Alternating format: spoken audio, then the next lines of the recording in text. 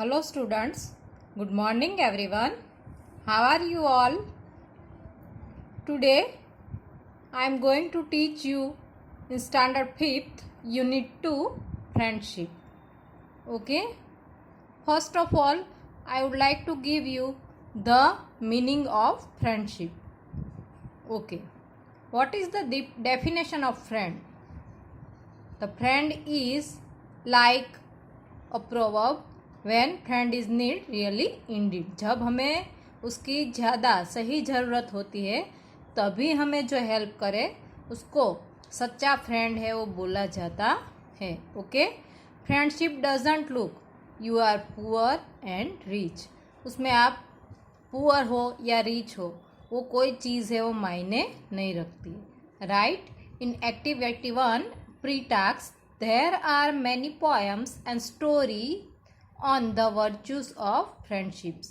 virtues means सद्गुण. हम देखते कि फ्रेंडशिप के ऊपर ऐसी बहुत सारी पोएम है, स्टोरीज है, कोटास है, वो बने हुए हैं. Friendship is one of those things that makes even a poor person rich and a sad person happy. When you meet your friends, sure you become very happy, right?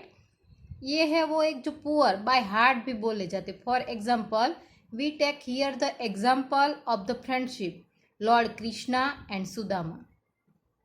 Sudama is very poor but their friendship is very true. Both love each other very much. Okay.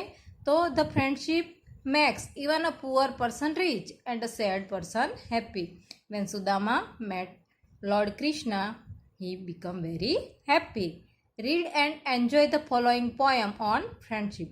Like that, यहाँ पे भी एक friendship के ऊपर poem दी गई है which is written by Henry Woodworth Longfellow.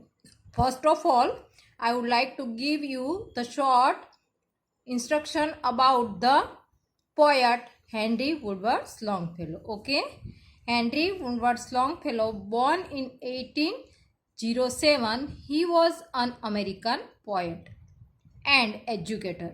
He was quite popular during his time.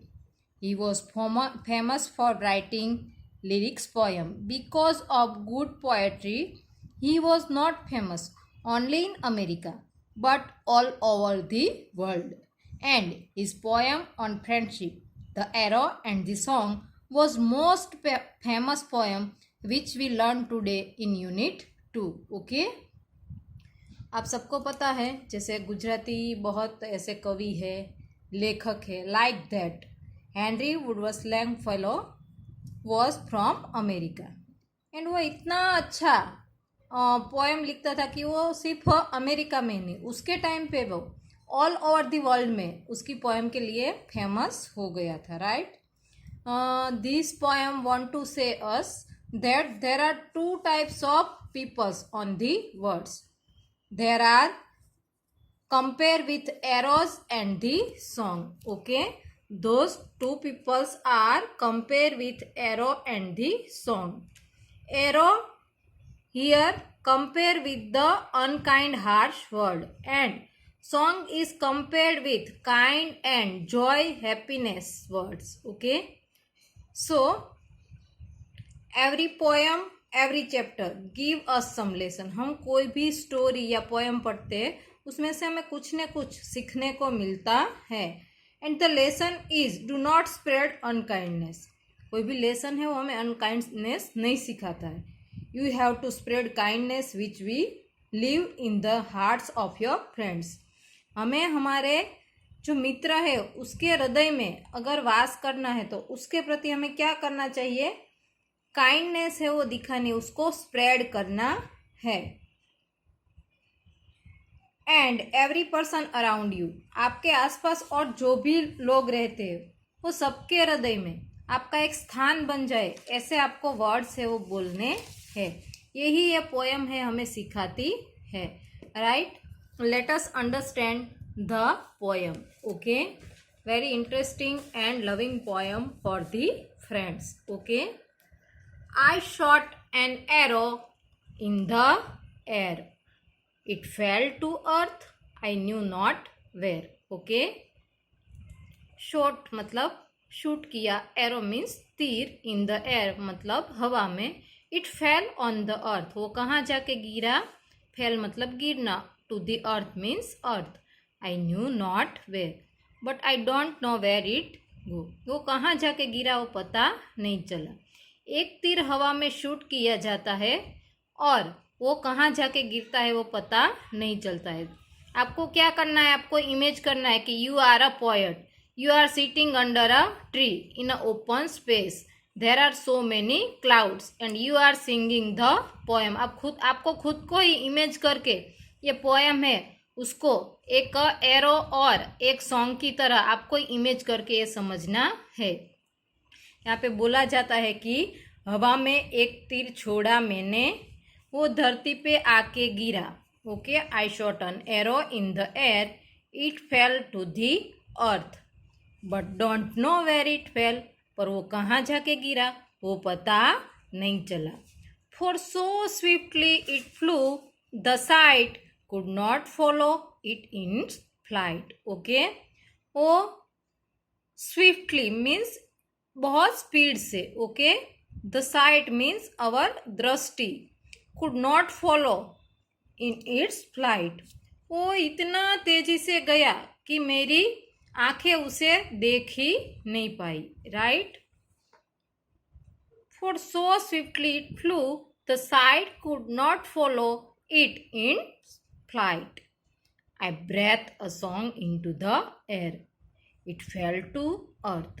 I knew no where. पहले उसने क्या छोड़ा, एरो, तीर छोड़ा, ओके, वो कहाँ जाके गिरा वो नहीं पता चला। Then I breathed a song into the air. Breath मतलब छोड़ना, एक गाना छोड़ना, इन द एयर मतलब हवा में। इट फेल टू अर्थ उसने जो गाना गाया वो भी धरती पे जाके गिरा। आई न्यू नॉट वेयर पर वो सॉन्ग भी कहाँ जाके गिरा वो मुझे नहीं पता चला, राइट। एरो की तरह ही बोलता है कि मैंने खुले आसमान में एक गाना गाया। मैंने पहले ही बोला ना, आपको इमेज करना कि you are sitting under a tree and you are singing a song. मैंने खुले आसमान में एक गाना गाया, वो सॉन्ग भी वापस धरती पे आकर गया पर कहाँ गया वो पता नहीं चला, right. Okay, for who has sight too keen and strong that is can follow the flight of song. Okay, sight means our drishti, okay, कीन एंड स्ट्रॉन्ग वो इतना स्पीड से और स्ट्रांगली गिरा कि that it can follow the flight of song.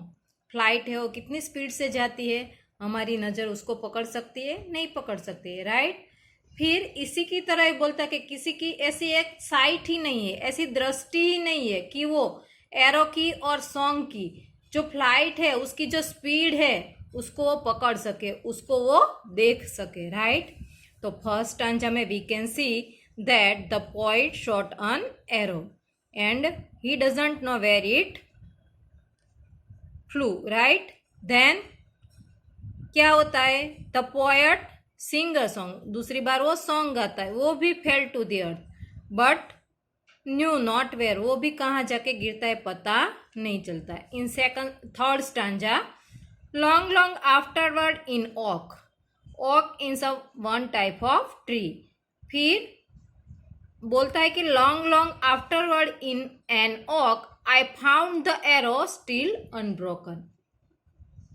पता चलता है कि एरो है वो कहाँ जाके स्टक हो जाता है, ऑन द ओक ट्री। और long fellow found is unbroken from oak tree. Long fellow जो पोएट है वो जाके देखता है कि उसका तीर है वो ओक के ट्री में जाके फंस गया था और वो अनब्रोकन था, right. Then and the song from beginning to end I found again in the heart of a friend. जो एरो छोड़ा था वो ओक के ट्री पे जाके फंसा था, वो भी अनब्रोकन था। उसने जो सॉन्ग हवा में छोड़ा था वो भी बिगिनिंग टू दी अर्थ मतलब पूरा सॉन्ग है, वो किसके हृदय में जाके गिरा था, उसके फ्रेंड के हृदय में जाके गिरा था। और वो भी क्या था, एकदम पूरा सही सलामत था। तो हियर एरो, एरो क्या रिप्रेजेंट करता है, तो arrow represent unkind and harsh word, okay.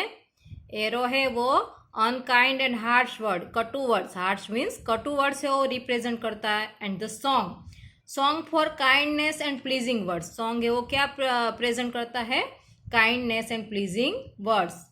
Both come from the mouth of the speaker, ये दोनों चीज है वो स्पीकर से मुंह से निकलती है, harsh words and kind words. Okay, harsh words भी निकलते हैं और काइंड वर्ड्स भी निकलते हैं।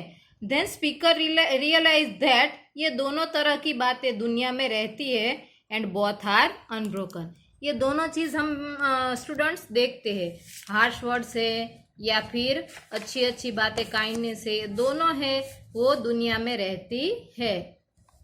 So the poem represent Joy and happiness from the song, ये पोएम है हमें जॉय एंड हैप्पीनेस है वो सिखाती है।